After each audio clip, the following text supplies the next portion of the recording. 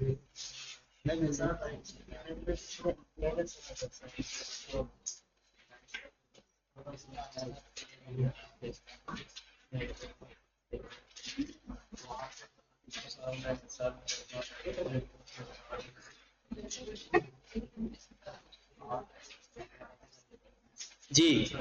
Question देखिएगा जरा।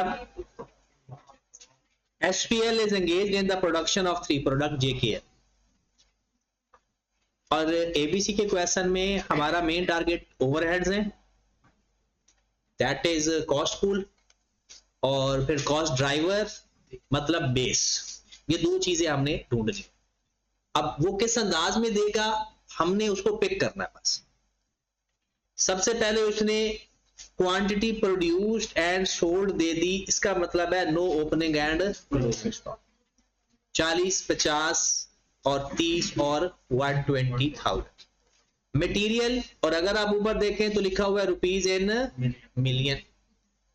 अब 100 मिलियन ये पर यूनिट होगा या टोटल होगा? पर यूनिट तो हो ही नहीं सकता 100 मिलियन। तो ये टोटल मतलब जे के ऊपर टोटल मटेरियल लगा है 5 lakh, sorry 100 million, 200 million, 250 million और टोटल बताया हुआ है। ये तो हो गया ना मटेरियल। और फिर लेबर, मटेरियल हमारी प्राइम कॉस्ट है, लेबर हमारी प्राइम कॉस्ट है और टोटल बताया भी हुआ है। फिर फैक्ट्री ओवरहेड्स टोटल हमारे बताए हुए हैं, जे के और एल के ऊपर कितने कितने ओवरहेड्स हैं। एक दफा अब इंटरेस्टिंग बात बता दो, एक दफा पेपर में सवाल आ गया कि एबीसी मेथड से भी प्रॉफिट स्टेटमेंट बताएं और विदाउट एबीसी भी बनाएं। अब क्योंकि आई कैप हमारा मेन एक्सपोजर चेक कर रहा होता है। अब हुआ ये, अगर हमने करना था आई कैप विदाउट एबीसी तो ये लेनी थी total cost, sale price minus total cost is equal to profit, सवाल खत्म। क्योंकि material, labour, factory overhead, sales overhead हमारे पास यानी सेल माइनस एक्सपेंसेस मतलब ये हमारी आ जाते हैं प्रोडक्शन ओवरहेड मतलब प्रोडक्शन कॉस्ट और ये आ जाएगी नॉन प्रोडक्शन कॉस्ट। तो माइनस करेंगे एंड पे हमारे पास आ जाता है नेट प्रॉफिट। ये होता है विदाउट एबीसी। और अगर वो कहता है, वो फिर कहता है, एक सवाल आया हुआ ये पेपर में एबीसी का या है या ओवरहेड का या कहीं ना कहीं आया है कि वो कहते हैं इस एप्लीकेशन के साथ भी प्रॉफिट स्टेटमेंट बताएं और इसके बगैर भी बनाए और फिर फर्क भी बताएं, फिर प्रॉफिट में डिफरेंस बता देना था। अब इसने सारे एक्सपेंस बता दिए और ये एलोकेट करके बताए हुए हैं। ओवरहेड जे को जितने मिल रहे हैं वो बताए हुए हैं, के को जितने मिल रहे हैं वो बताए हुए हैं, एल को जितने मिल रहे हैं सब बताए हुए हैं। आगे कहता है traditionally SPL allocated its factory overhead and sales overhead on the basis of labor hours and sale volume respectively। Traditionally का मतलब है नॉर्मल जो हम ओवरहेड्स के चैप्टर में पढ़ के आए। However, SPL is currently considering the use of ABC। पहले जो स्टेटमेंट बनाई हुई है उसने नॉर्मल ओवरहेड एलोकेट किए हुए, एक on the basis of labour hours और एक on the basis of volume.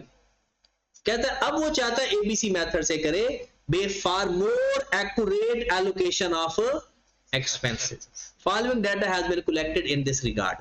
क्या क्या चाहिए उसने बता दिया, सेल्स प्राइस पर यूनिट, ये सेल प्राइस पर यूनिट आ गई और ये नंबर ऑफ यूनिट्स है, मल्टीप्लाई करेंगे सेल्स आ जाएंगे। मशीन आवर्स पर यूनिट तो टोटल मशीन आवर्स आ जाएंगे, यूनिट बताए हुए हैं पर यूनिट आ गया। बैच साइज, एक बैच है 2500 यूनिट का, एक बैच है 2500 यूनिट का, आपने कितने यूनिट बनाए? 50,000। यहां से नंबर ऑफ बैचेस आ सकते हैं। ये तो बैच साइज गिवन है ना, नंबर ऑफ बैच नहीं है। ये क्या गिवन है?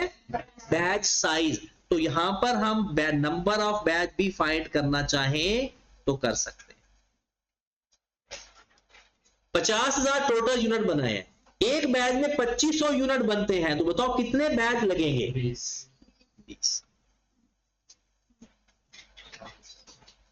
1000 और 40,000 पता है ना, ये कनेक्शन ऐसे भी बन रहा है। 40 और फिर 20। ये बात समझ लगी? अगर मैं आपसे ये कोई यार मुझे मशीन आज भी बता दो तो बता सकते हो? 50,000 मल्टीप्लाइड बाय 0.18, 50,000 मल्टीप्लाइड बाय 0.18 कितना? 9,000। 12,000, 15,000। ये बातें समझ लग रही है ना?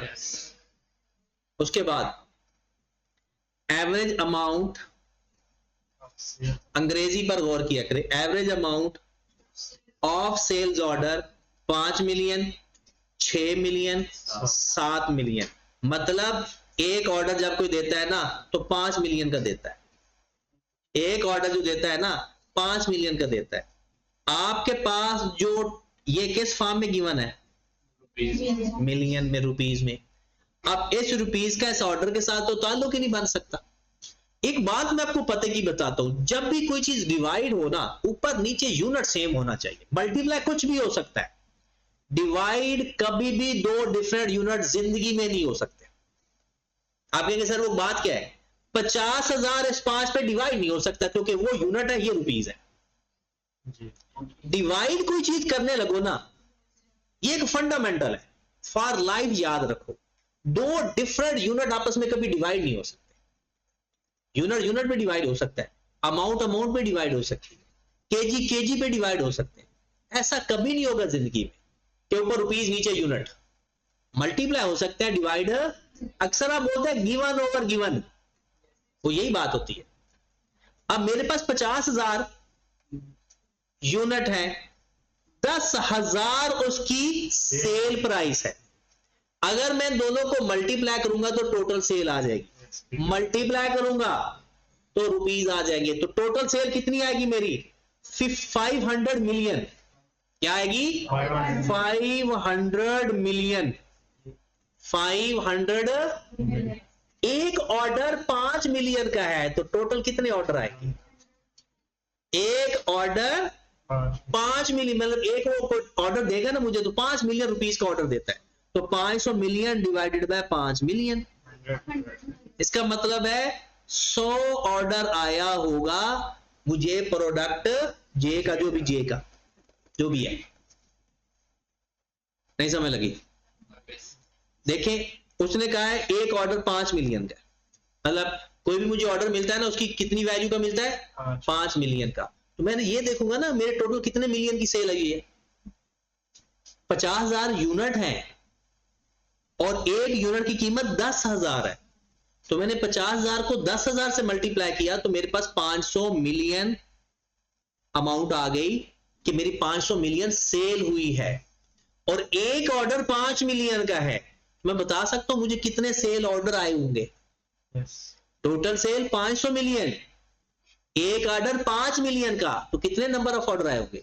डिवाइड कर दूंगा। सादा सी बात बताऊं, अगर मुझे 5 मिलियन ही मिले हैं ऑर्डर तो कितने ऑर्डर मिले होंगे? एक। अगर मुझे 10 मिलियन के ऑर्डर आए हुए हैं तो कितने ऑर्डर आए होंगे? 2। 10 डिवाइड बाय 5। मुझे 15 मिलियन के ऑर्डर आए हुए हैं तो कितने ऑर्डर आए होंगे? क्योंकि एक ऑर्डर 5 मिलियन का है, तो 5 5 और 5, 15 डिवाइड बाय 5। मुझे 500 मिलियन के ऑर्डर आए हैं तो साल भर में कितने ऑर्डर आए होंगे? 100 के। 500 डिवाइड बाय 5। जब मैं नंबर फाइंड करना चाहता हूं तो टोटल डिवाइडेड बाय पर ऑर्डर पर यूनिट। ये यहां पर यही तो पहले भी कर, ये बैक साइड में तो यही किया है।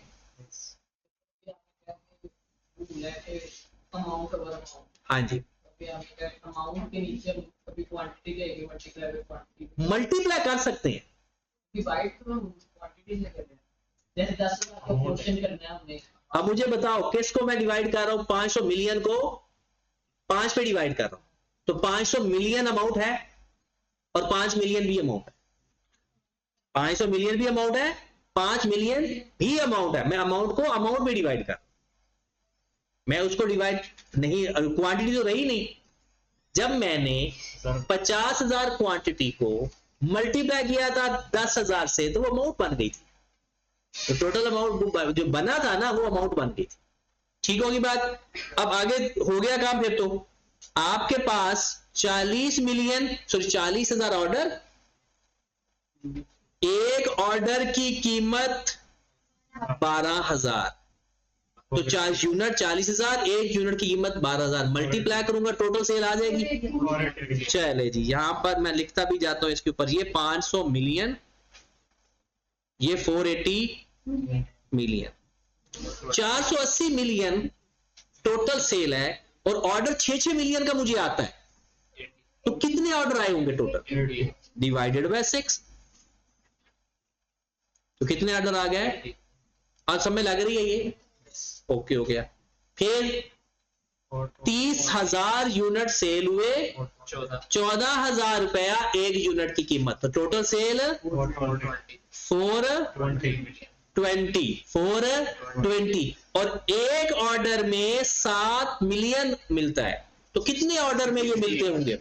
Divided by 7, 60। Number of order आ गए, बात खत्म हो। अब सारी चीजें आपके पास अवेलेबल है। ये तो इसलिए मैंने पहले बता दिया क्योंकि सवाल आप लोगों ने भी पहले पढ़ा हुआ था, मुझे भी पता था कि यार नंबर ऑफ ऑर्डर चाहिए थे, वरना पहले सवाल पढ़ते बेस क्या क्या है वो बेस निकाल लेते। बस ये तो बात आप कंफर्म कर लें, सीधा सवाल नहीं आएगा।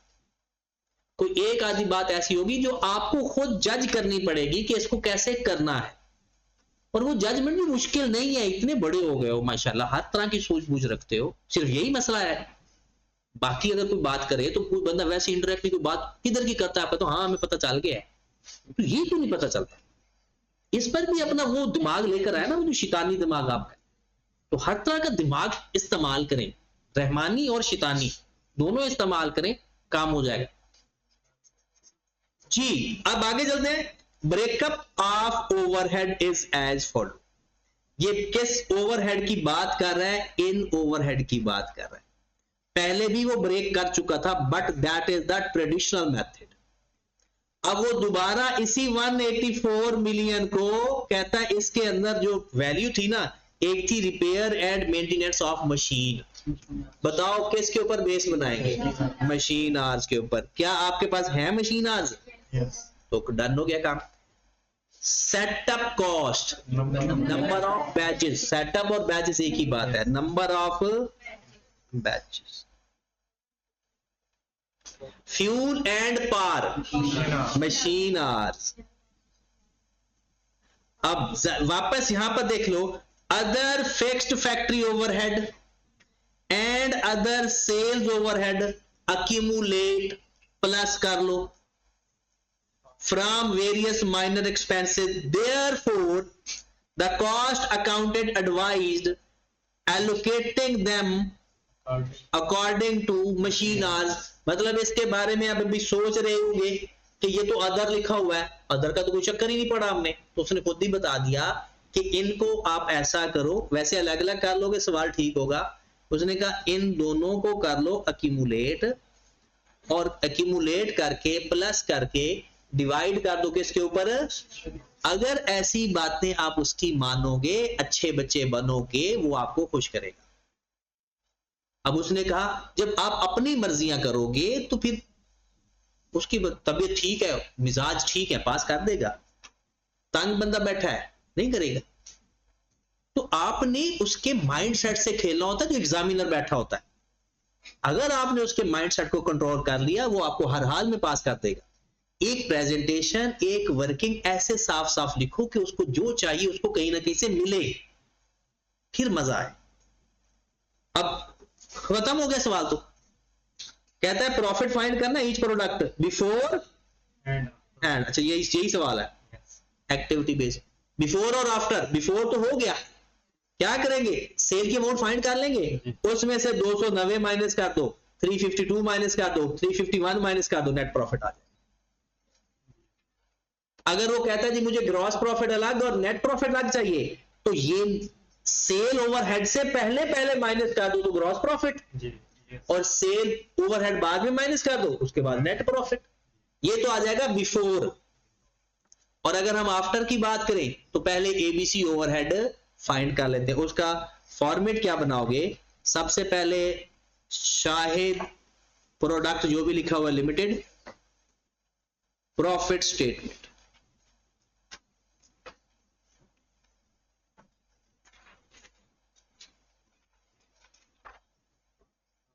हाँ जी, यहां पर हम उस प्रोडक्ट का नाम लिख देंगे, जे के और एल। टोटल का कॉलम बनाते हो बना दो, नहीं बनाते ना बनाओ, आपकी अपनी मर्जी है।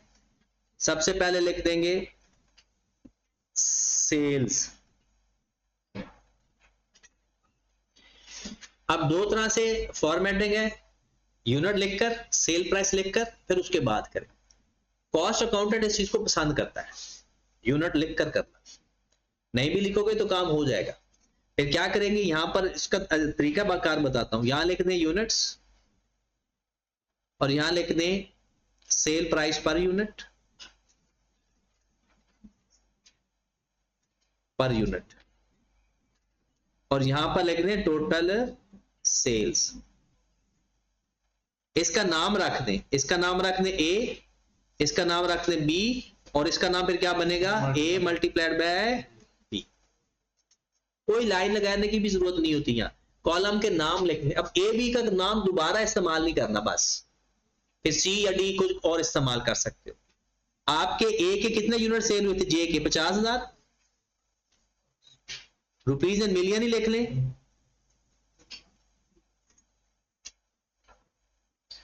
50,000 यूनिट सेल हुए थे, फिर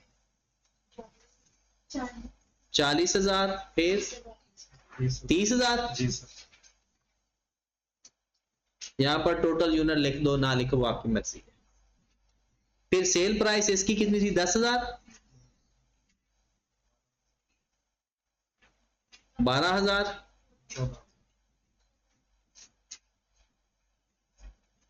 अब 500 मिलियन में लिखना है ना हमने, 500, 480, एक लाइन ड्रॉ करनी है तो कर लें, ताकि पता चल जाए कि यहां से हमारा, ये हमारी सेल्स आ गई। इसमें से लेस करेंगे प्रोडक्शन कॉस्ट,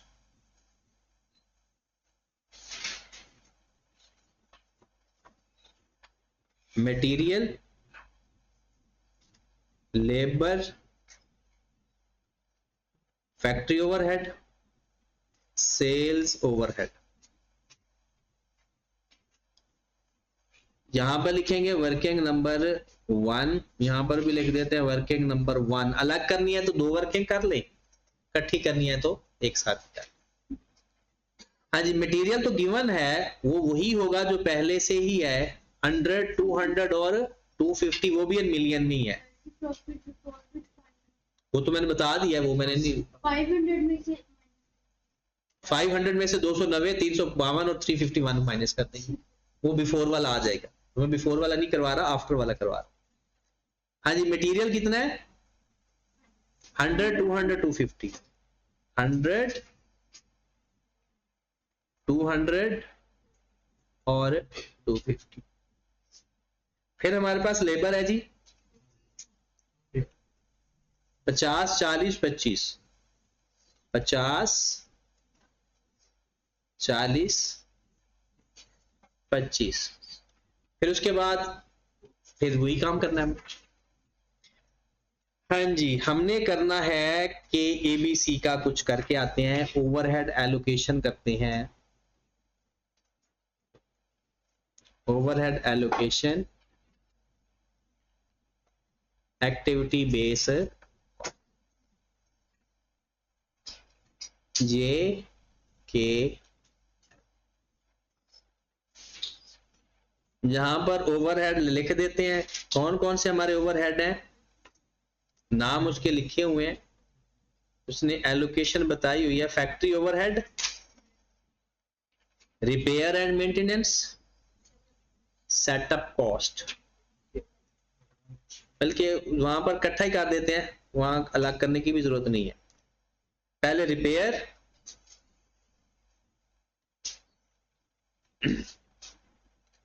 फिर उसका बेस का कॉलम भी बना देते हैं, मशीन आवर्स, फिर उसके बाद बेस लिखेंगे कॉस्ट ड्राइवर, ऊपर लिखेंगे सेटअप कॉस्ट,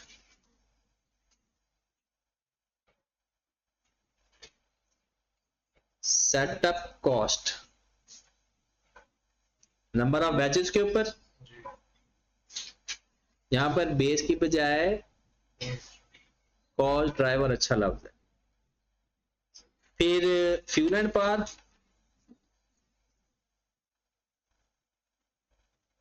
मशीन आवर्स। फिर अभी इस फैक्ट्री ओवरहेड को रहने देते हैं क्योंकि इनको तो कंबाइन करना है ना जी। सेल जी।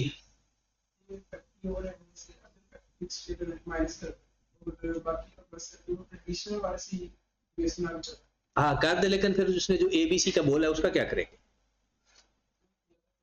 नहीं जवाब तो बराबर आ जाएगा, लेकिन अगर वो एबीसी का जो उसने कहा है उसको ही बात नहीं मानेंगे तो फिर तो मसला खराब हो जाएगा।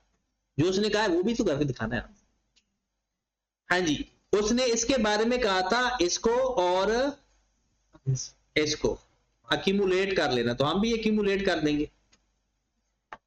उसके बाद sales order department, sales order department. हाँ जी, सेल्स ऑर्डर डिपार्टमेंट है तो क्या करेंगे? Number of orders. उसके बाद delivery expenses, units are the same size and weight. अगर तो डिलीवरी एक्सपेंसेस हमारे वो कहता है सब कुछ एक जैसा है, तो फिर या तो आप इसका बेस वॉल्यूम बना लें या सेल अमाउंट बना लें। कि जब यूनिट भी सेम है, साइज भी सेम है, तो फिर आप यूनिट भी बेस बना सकते हो और अमाउंट भी बेस बना सकते हो, क्योंकि ये सेल्स हैं तो सेल्स की ही कोई चीज बेस बनाएंगे। जो यूनिट सेल हो गए उनको बेस बना लेंगे। अच्छा, अगर ये बात ना होती तो delivery expense number of order पे बेस था कि कितने ऑर्डर डिलीवर किए। अगर ये यूनिट और साइज की बात ना करता तो हम नंबर ऑफ ऑर्डर भी लिख लेते। तो इसमें अब 3 ऑप्शन बन रही हैं और तीनों में से जो भी लिखोगे वो गलत नहीं करेगा। ठीक है, बेस आप बना सकते हो अपनी।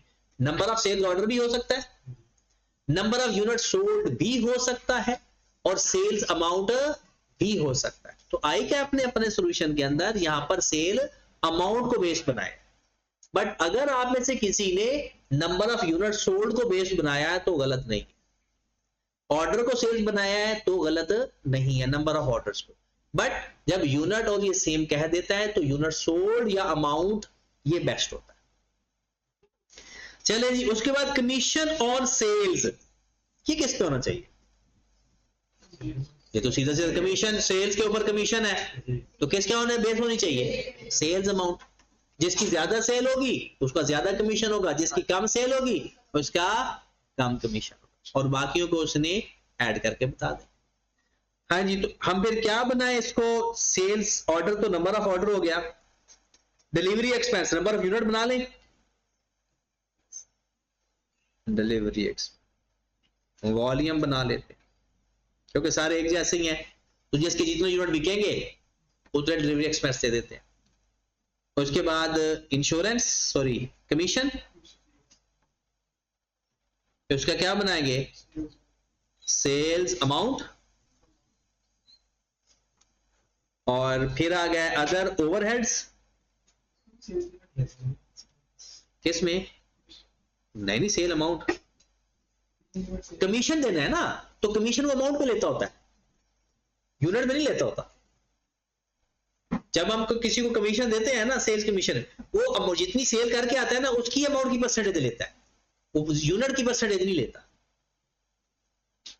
अदर ओवरहेड किस पे चले जाएंगे उसने खुद बताया।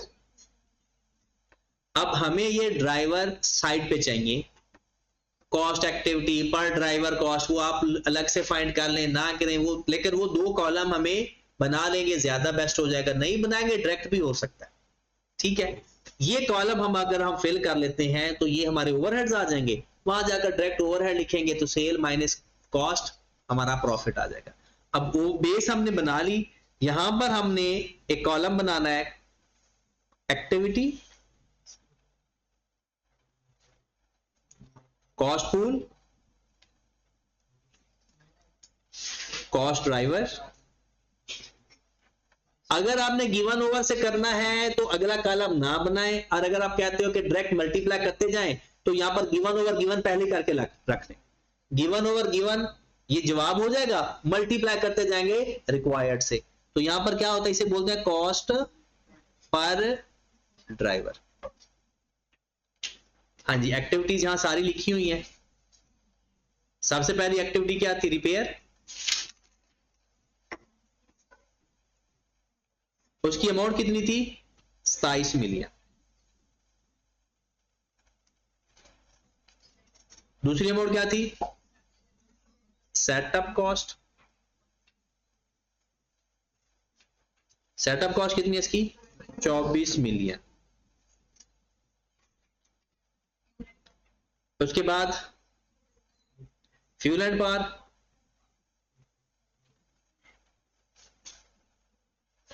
कितना, 99 million.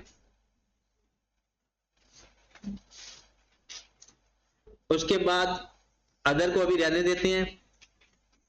Sales ordering department cost,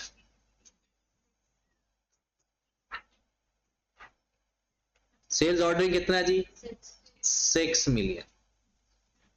उसके बाद डिलीवरी एक्सपेंस,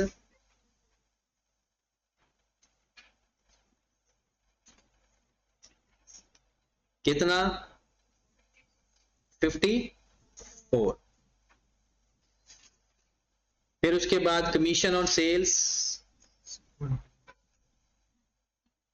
कितना, 70 मिलियन। उसके बाद अदर, और अदर में 14 और 34 को प्लस कर ले, 40। डन। उसके बाद कॉस्ट ड्राइवर। अब सबके ड्राइवर अपने अपने हैं। एक ड्राइवर है मशीन आर्स,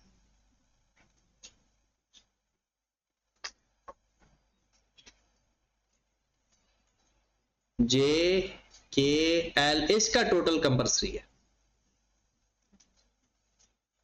एक है नंबर ऑफ बैचेस,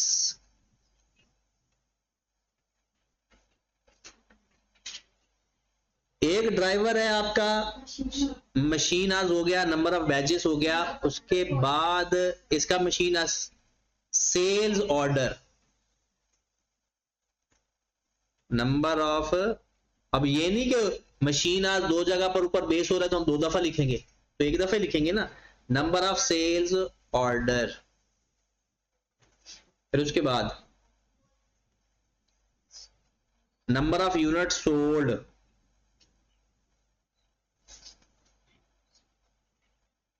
उसके बाद सेल्स अमाउंट,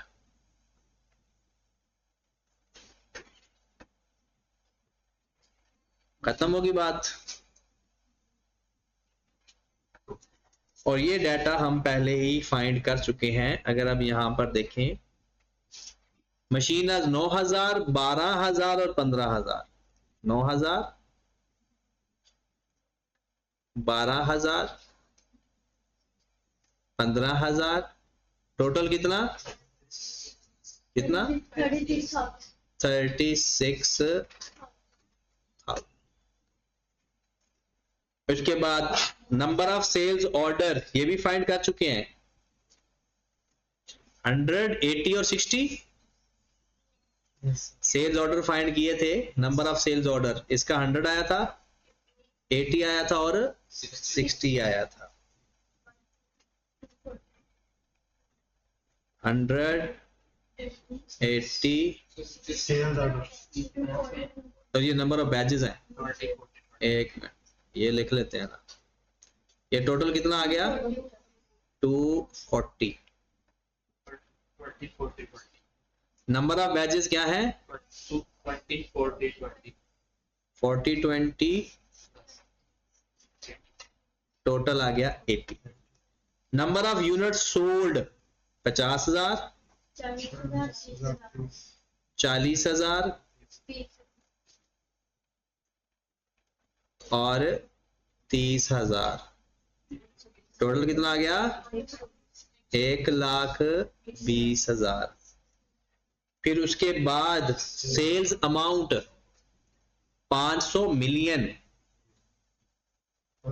यही थे ना, क्योंकि ये अमाउंट हम मिलियन में नहीं लिख रहे सारी, ये अमाउंट एब्सोल्यूट है, कोई राउंड ऑफ नहीं है। ये कितना 480 मिलियन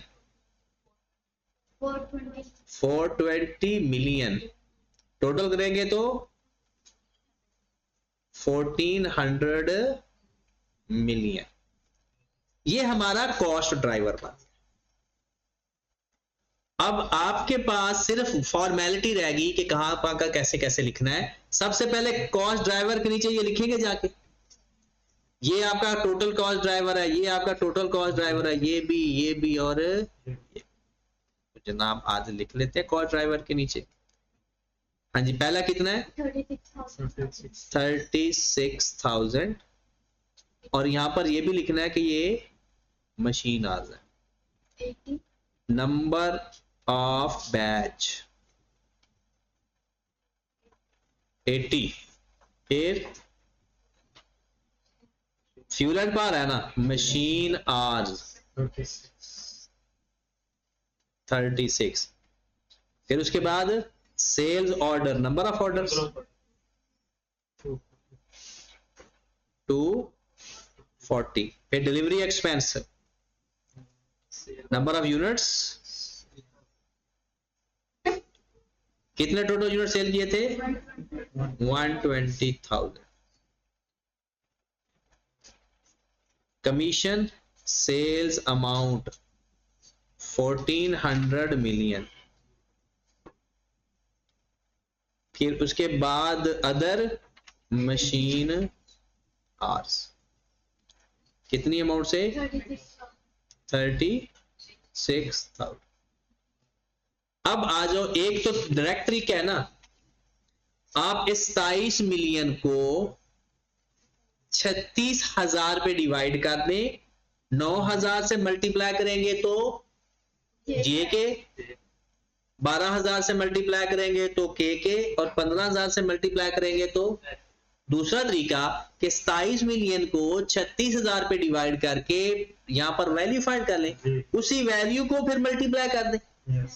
बात तो एक ही है ना, तो एक फॉर्मेलिटी है, अगर आपने लास्ट कॉलम बनाना है तो बना रहे, नहीं बनाना ना बनाए, वो आपकी अपनी मर्जी है, डायरेक्ट कैलकुलेट। अच्छा, अब ये एक और यहाँ पर जो कॉस्ट अकाउंटिंग के अंदर सबसे बड़ा मसला आता है ना, वो आता है राउंडिंग का।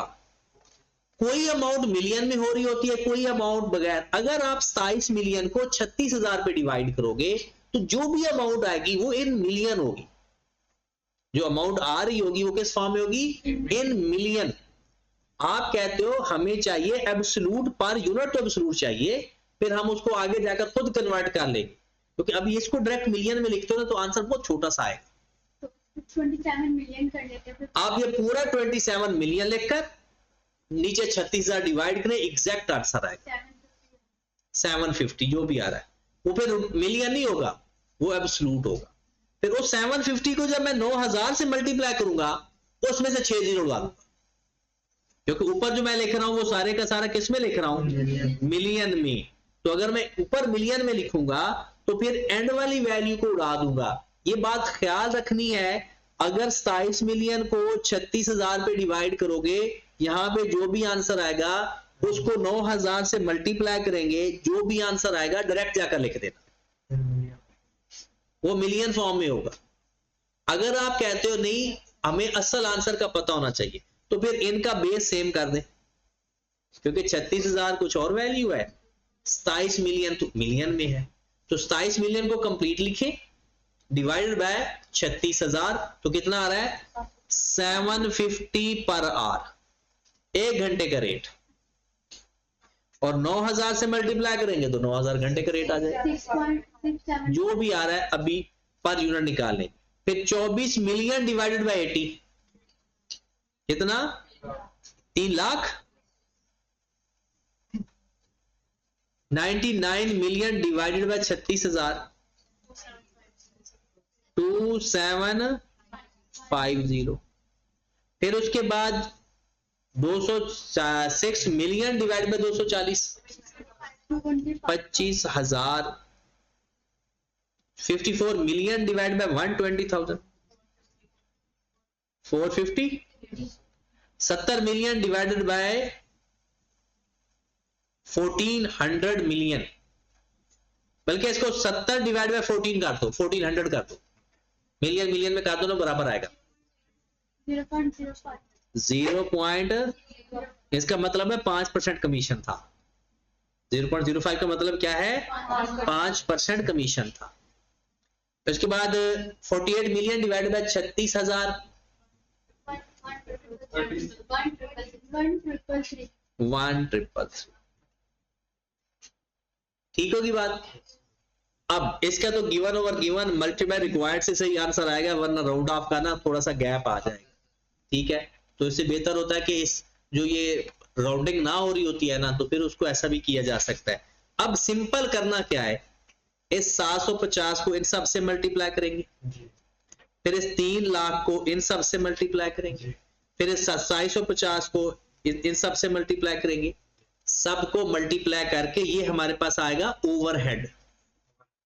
मतलब ये जो आपने कॉलम बनाया है ना, ये आप सबको यहां पर लिखने, अब लिखने नहीं लगा मैं, यहां पर सबको लिखकर ये आपके पास आ जाएगा overhead in million, million form में कन्वर्ट करके लिखना। ये आंसर यहां से पिक करना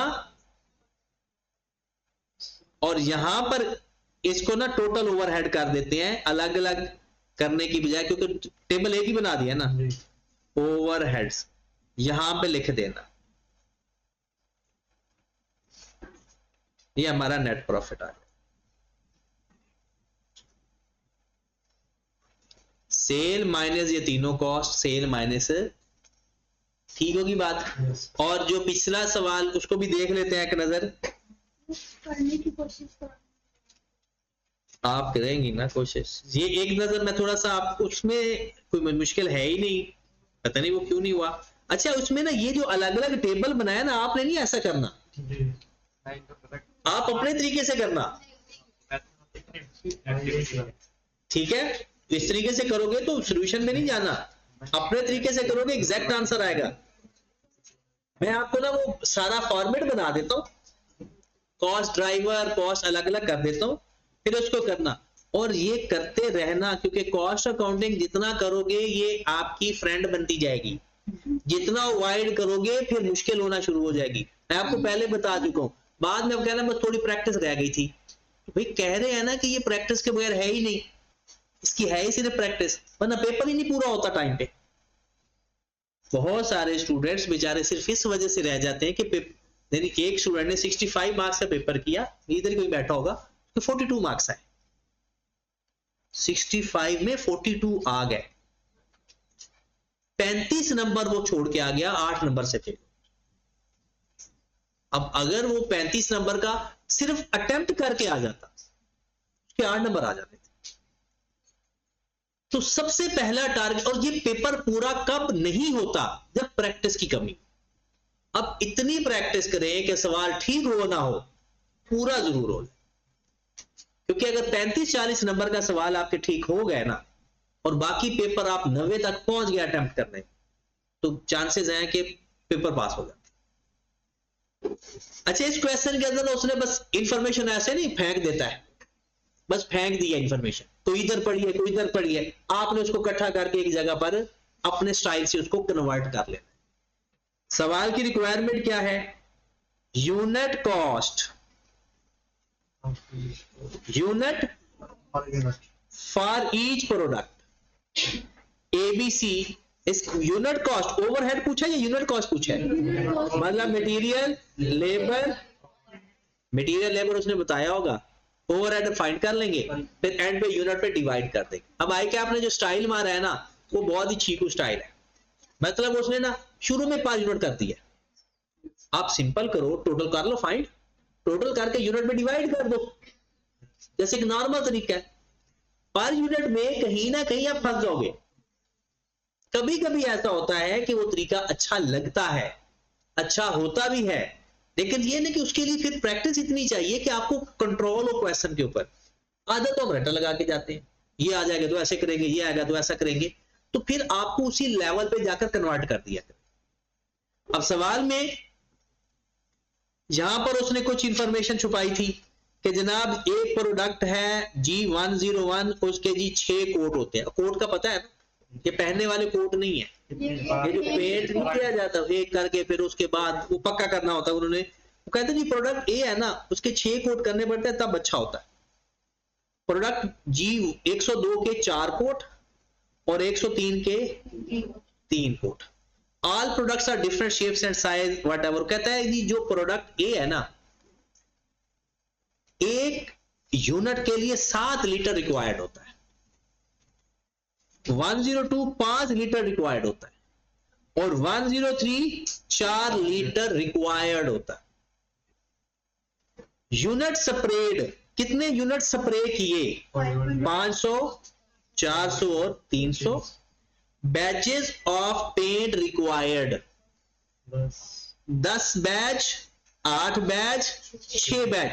क्या कोई कन्वर्ट करने की जरूरत है? ये नंबर ऑफ बैच है तो फिर ओके है। ये machine attendant time in minutes और उसने ये लिखना भूल गया है पर यूनिट। ये मिनट 45 मिनट पर यूनिट। अब हम क्या करेंगे, ऊपर 500 यूनिट है मल्टीप्लाइड बाय 45 ओवर 60, 45 ओवर, क्योंकि हम तो आवर्स में टाइम बताएंगे ना, तो 500 मल्टीप्लाइड बाय 45 ओवर 60 और फिर 400 मल्टीप्लाइड बाय 60 ओवर 60 वो तो सीधा सीधा नंबर आपके पास मशीन का टाइम आ जाएगा ना, अटेंडेंट का लेबर आवर्स। ये तो फाइन करते कैसे? 86 नीचे दिया वो तो रेट बताया हुआ है, वो तो रेट बताया हुआ है, आपको नंबर ऑफ आवर्स भी तो चाहिए। अरे 86 को 60 से डिवाइड करते हैं। हाँ जी, मल्टीप्लाई बाय 45 और 45 से मल्टीप्लाई कर वो पर यूनिट है। पर यूनिट और अगर मैं टोटल फॉर्म में करना चाहूं, हाँ हाँ यही बात, अगर हम पर यूनिट में कन्वर्ट करते हैं ना तो हमें सारा डाटा पर यूनिट में करना पड़ेगा। हमारी ज्यादातर प्रैक्टिस क्या होती है, हम पहले टोटल फाइंड करते हैं, एंड पे आके डिवाइड एंड पे यूनिट पे डिवाइड करते हैं, फिर तो ये ना कॉपी पेस्ट हो रहा है ना कि आपने सोल्यूशन देखा है। नहीं यही तो बस ये आया हाँ यही से तो देखा था बस। नहीं असल में जब हम सवाल करने बैठते हैं, आप, मैंने सवाल को कंट्रोल की बात बार बार क्यों करता हूं, सवाल कंट्रोल की बात इसलिए करता हूं कि जब हमें अपना पता है तरीके का, हमने उस तरीके पे जाना है।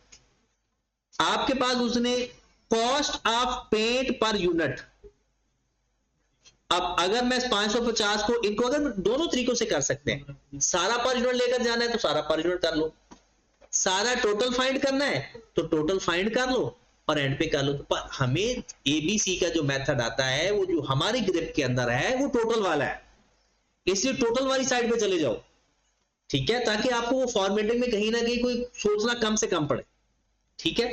तो यहां पर नंबर ऑफ आवर्स आ जाएंगे टोटल, यहां से टोटल कॉस्ट भी आ जाएगी और हर जितना टाइम आएगा मैं उसको 86 से मल्टीप्लाई करूंगा, वो लेबर की कॉस्ट भी, मटेरियल 550 500 450 पर यूनिट लोगे तो डायरेक्ट ले लेना, और अगर टोटल लेना है तो इनको इससे मल्टीप्लाई करके, लेबर या तो 86 को 45 ओवर 60 60 ओवर 60 50 ओवर 60 से मल्टीप्लाई करोगे तो पर यूनिट आ जाएगा, और अगर टोटल फाइंड करना है तो पहले टोटल आर यहां से आ जाएंगे और उसको मल्टीप्लाई कर देंगे 86 पर आर से, तो हमारी टोटल लेबर भी आ जाएगी। बाकी बात रहेगी ओवरहेड की। अब ओवरहेड ये गिवन है 3 ओवरहेड है, मटेरियल आ जाएगा, लेबर आ जाएगा इन टोटल। अब हमारे पास आ जाएगा, इस 50,000 को एलोकेट कर देंगे, इस 1,50,000 को कर देंगे, और मजे की बात यह है कि उसने ड्राइवर भी खुद बताए। बैचेस ऑफ पेंट गिवन है या नहीं, ये बैचेस ऑफ पेंट।